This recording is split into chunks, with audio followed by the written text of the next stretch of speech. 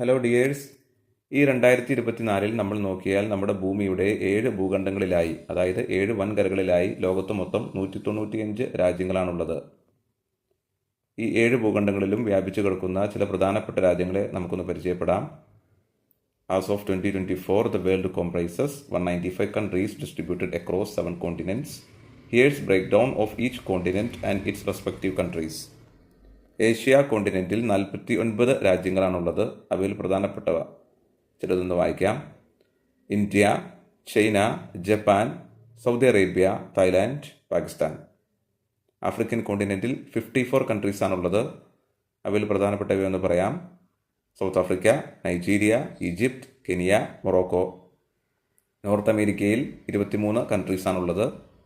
അവയിൽ പ്രധാനപ്പെട്ടവയാകുന്നു US, Canada, Mexico, Cuba. South അമേരിക്കയിൽ 12 രാജ്യങ്ങളുണ്ട്. അവയിൽ ചിലതൊന്ന് വായിക്കാം. Brazil, Argentina, Colombia, Peru. അന്റാർട്ടിക്കയിൽ രാജ്യങ്ങൾ ഒന്നും തന്നെയില്ല. യൂറോപ്യൻ കോണ്ടിനെൻറ്റിൽ 44 കൺട്രീസാണുള്ളത്. അവയിൽ പ്രധാനപ്പെട്ടവയാകുന്നു France, Germany, UK, Italy, Spain, Poland, Sweden. Australia അല്ലെങ്കിൽ ഓഷ്യാനിയ കോണ്ടിനെൻറ്റിൽ 14 രാജ്യങ്ങളുണ്ട്. അവയിൽ ചിലതാകുന്നു ഓസ്ട്രേലിയ, ന്യൂസിലൻഡ്, ഫിജി.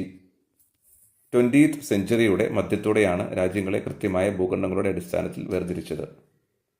ഓക്കെ, ഇനി ഇതിനെക്കുറിച്ചുള്ള കൂടുതൽ ഹിസ്റ്ററീസ് നമുക്ക് വരും ക്ലാസ്സുകളിൽ പഠിക്കാം. Thank you.